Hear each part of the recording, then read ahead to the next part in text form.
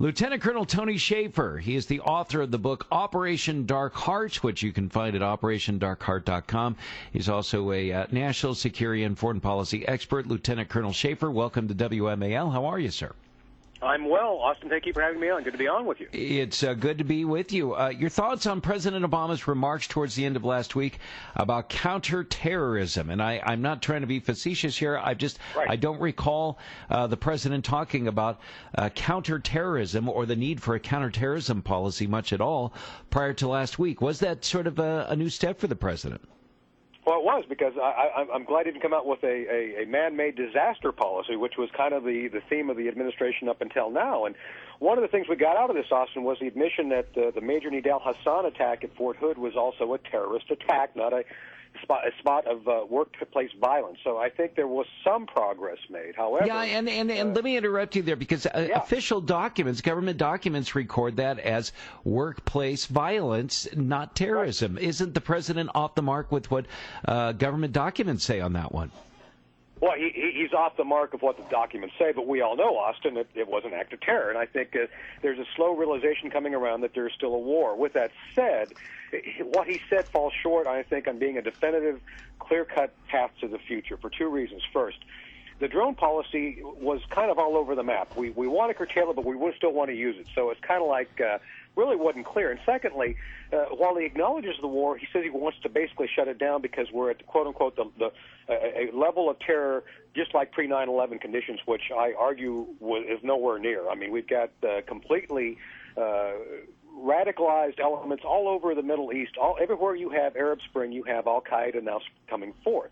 So what I think he could and should have said was, we have to relook how the enemy has adapted to our counterterrorism policies, and said that we're going to do X, Y, Z. That's what I would have wanted to hear. Unfortunately, it was not a clear-cut, this is how we're going to go. It was kind of all over. And, of course, he threw in the Guantanamo Bay issue, which, as you and I both know, simply shutting it down is not going to eradicate the issues that we have to deal with regarding those folks who are still being held, and bringing those who we have to capture to some location to hold them accountable.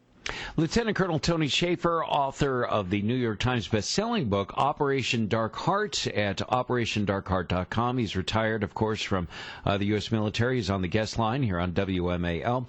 Tony, where does this leave us? I mean, we've got these, and not only was the president, I think, kind of muddled in what he said, a little bit anyway, last week, so also were a lot of the news report accounts, and I openly acknowledge that a lot of my media colleagues were kind of misguided on this. I note even reporters with ABC News, and we're an ABC affiliate here, but ABC News was saying, well, this is the next step in the war on terrorism. The Obama administration officially declared that there was no longer a war on terror, so to speak, back about 3 years ago. So where does this leave us going forward? Well, two places. First, I do applaud the fact that he's going to give accountability and give the drone program to the Department of Defense. I think that's the right place to go. You and I have talked about before, Austin, in my book, Operation Dark Heart, we developed a lethal process within DOD back in 2002, 2003, so I applaud that. Secondly, we've really got, despite what he says, to have Congress actually maybe do some redefining of the war. One of the things we are all concerned about, as was Senator Rand Paul, is the potential use of drones here. There's really no place for drones here. Everything we do here should be focused on law enforcement, break. Overseas, military should take the lead on going and doing lethal operations. CIA should get back in its mainstay of doing intelligence collection. So I do think that there's some potential. But, again, the devil's in the details, and I'm looking forward to actually seeing those details emerge over the next year. And I'm hoping the media, as you mentioned, will get their mind around this. This is no small issue. And while I think he's made some progress in actually defining what the issues are, I don't think that the issues that he's talked about can be easily rectified simply by a few nice words on the speech. The action has to follow, and that action must be taken to protect the American people from Al-Qaeda as it now is reformulating itself in a different configuration. Tony Shaffer, let's talk just for a moment here in the final moments here about the Arab Spring and the president's sort of fanning of those flames. That was supposed to be an uprising of peace and a younger generation in the Middle East that was to embrace elective representational government environment and human rights and human dignity and liberty and whatnot. Right. It has been anything but. It has been an absolute disaster, a bloody, murderous disaster in some cases, and has, as I think you're telling us, fanned the flames of al-Qaeda. Might the Obama administration correct course with its foreign policy?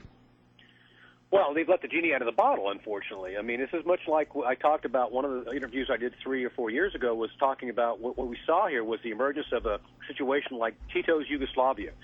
We had to go into Bosnia-Herzegovina and those areas because the people there were not ready for democracy. They had been under a totalitarian regime for years, and when they had the choice of freedom, they chose essentially anarchy and chaos. That's what we're seeing here. What we need to do, Austin, is define what our U.S. interests are and act on those first.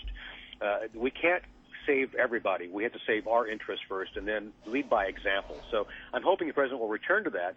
And with that said, we have to be very careful on the fact that we must take some action in some places. I'm not saying we should take and retrench ourselves only in the United States, but what we need to do is focus on how we can be most effective in supporting our interests and those interests of our allies.